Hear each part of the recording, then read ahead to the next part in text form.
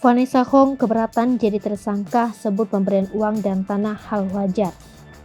Kekasih Indra Kents, Vanessa Hong, meminta untuk pemeriksaannya ditunda pekan depan.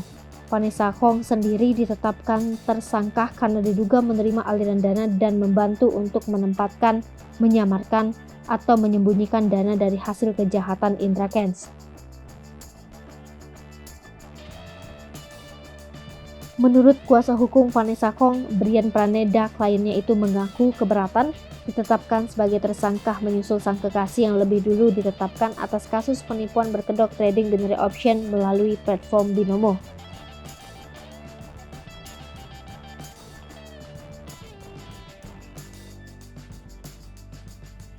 Brian menambahkan, jika aliran uang yang diberikan Indra Kents hanya sebatas pemberian dari seorang pria terhadap kekasihnya, sehingga hal tersebut menurutnya wajar.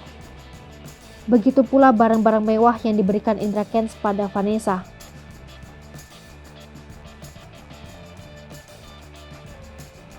Sebagai informasi, polisi telah menetapkan Indra Kents sebagai tersangka dalam dugaan kasus penipuan berkedok trading binary option melalui platform Binomo.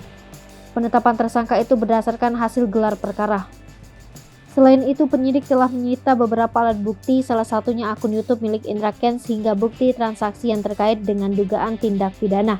Indra Kents pun dipersangkakan dengan pasal 45 ayat 2, Jungto pasal 27 ayat 2 Undang-Undang ITE, kemudian pasal 45 ayat 1, Jungto pasal 28 ayat 1 Undang-Undang ITE, kemudian pasal 3 ayat 3 Undang-Undang Nomor 8 Tahun 2010 tentang TPPU, pasal 5 Undang-Undang Nomor 8 Tahun 2010 tentang TPPU, selanjutnya pasal 10 Undang-Undang Nomor 8 Tahun 2010 tentang TPPU, serta pasal 378 KUHP Jungto pasal 55 KUHP.